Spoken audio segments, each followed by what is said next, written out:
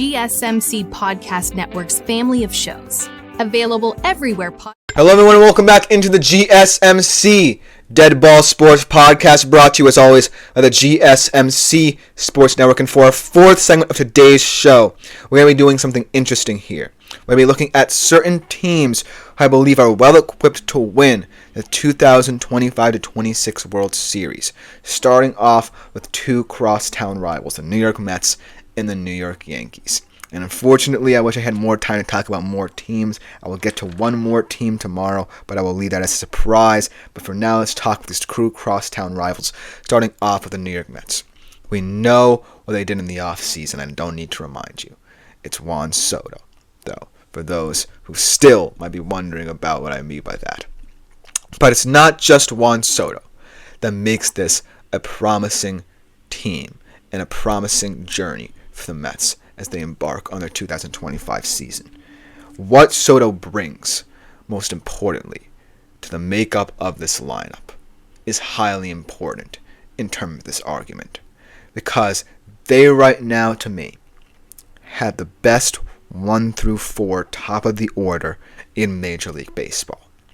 You have Francisco Lindor, the heartbeat of your team, leading off. Then you potentially could have Soto bat second and leave it up to Vientos to bring him in as someone who I think is going to be steadily improving even more year in, year out, especially defensively as well. And then you have Pete Alonso, who you were lucky to re-sign. That gives me hope and optimism in terms of how this Mets offense is going to look this year. It's very, very, very elite and very, very promising. But there still are questions, right? Because the bottom of that lineup might be filled with either young guys or veterans who might be getting up there in age and might be regressing a little bit too rapidly for my liking. Guys like Nimmo, guys like McNeil. And then the less we say of the injury road to this pitching rotation, the better.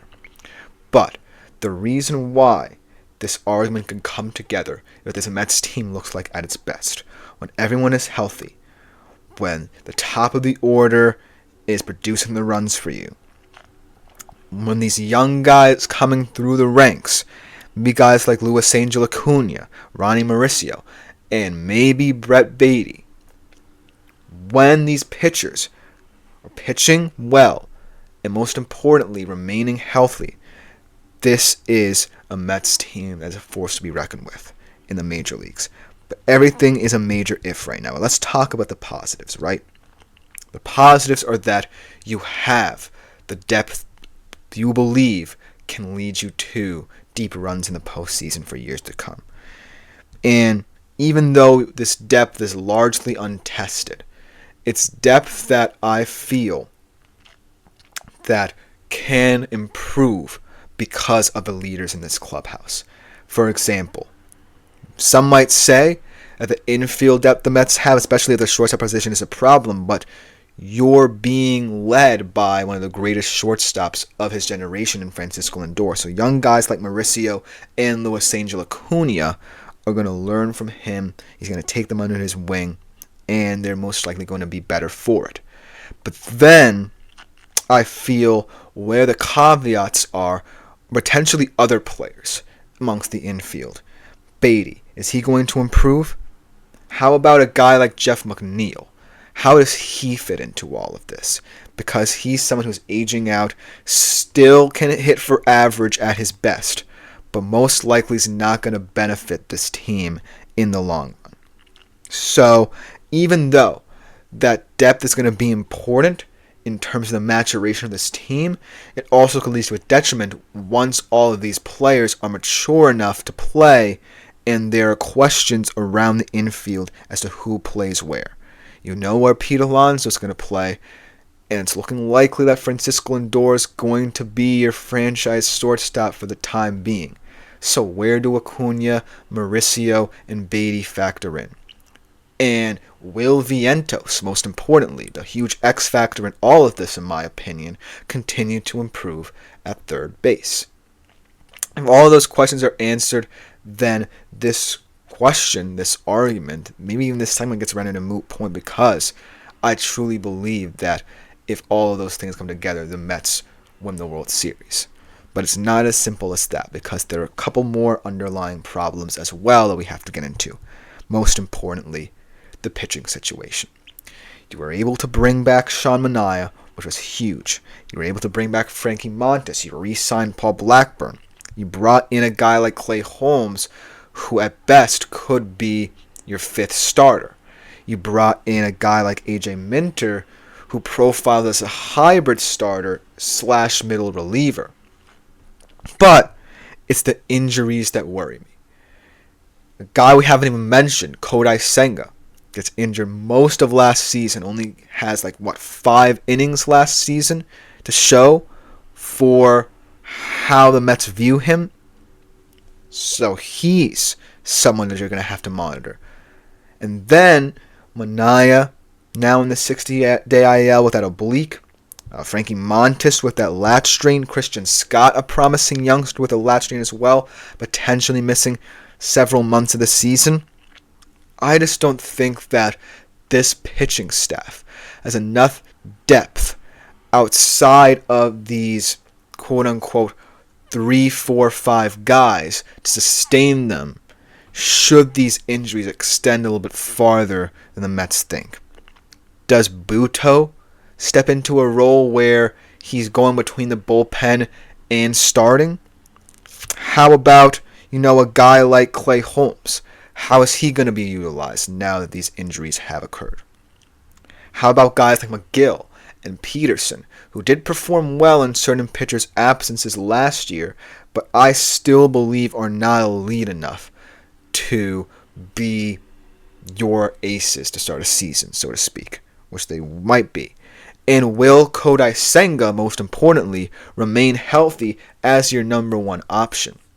So the Mets pitching situation is one that certainly can be one that has enough depth to account for anything that occurs throughout the season. But the fact that a lot of injuries have happened in spring training and in the offseason thus far, 2 guys you've invested in and believe can be your top-end starters, in Manaea, in Montas, maybe even in a guy like Christian Scott.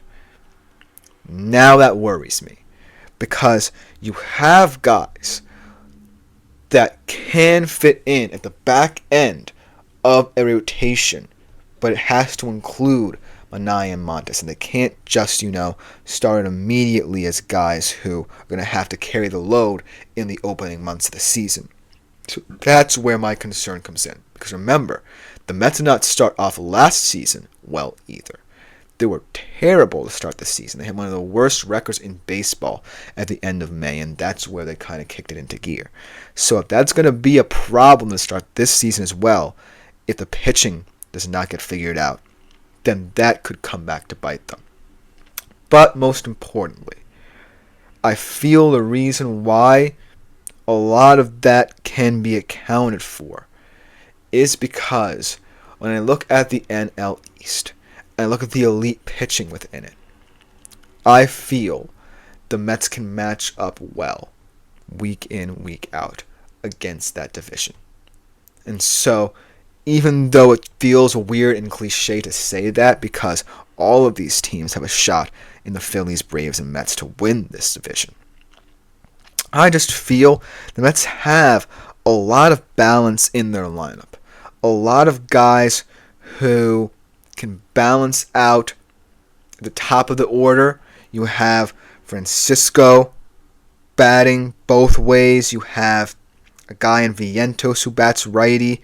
Then you have a guy in Juan Soto who bats lefty. Then a guy in Vientos who bats righty. So you see what I'm saying? They can develop a lineup that can get comfortable against these opposing NL East teams. And even though it's going to be tougher than last year, because you didn't necessarily have, the theatrics of last year carrying over to this year because you lost Jose Iglesias, I still think that the Mets have the most depth in terms of how they can adjust their lineup week in, week out.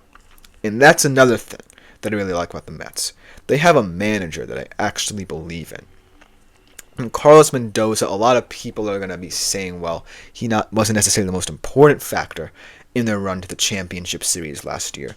But the way he managed this team, the way he understood the dynamics of certain players, the way he trusted certain players, leads me to believe that this team is in good hands, especially considering the fact that this organization wants to have a concrete plan for as long as their championship window is open. They have the cash necessary to make big money moves if need be, but they truly believe that these young guys can grow and develop because of the foundation there of some of these established veterans, that they can mentor these young guys and they can become great players in their own right. We're already seeing it a little bit with the rise of Vientos, maybe even Alvarez this season will get a chance to prove that he can be a stalwart catcher in this league for years to come. He just needs to improve a little bit more both ways, in my opinion. But that's the hope here for the Mets. Have the veterans there, but also start to believe and invest in these young players, and chances are we're going to have a lot of success. So if I'm the Mets, I think that this formula is the formula you have to assume going forward, or else this whole project will not necessarily go well for you and it call crashing down. But if you do and you have the manager you believe in and Carlos Mendoza to do it, then this plan could work. And that's why I think the Mets can not only win this World Series, but many World Series in years to come after that. They just have to rely on the formula. They sign Juan Soto. They have one big money signing. They have veterans, Lindor, Alonso, guys of that magnitude. Now they have the youngsters as well. Acuna, Mauricio, Beatty, Vientos, Alvarez. The formula is there. They just have to go out and do it. And that's all I have to say about the matter. But coming next to conclude today's show, my penultimate show, gonna go across town to the Bronx, the boogie down Bronx, to talk about the New York Yankees. Be right back after this short break as well.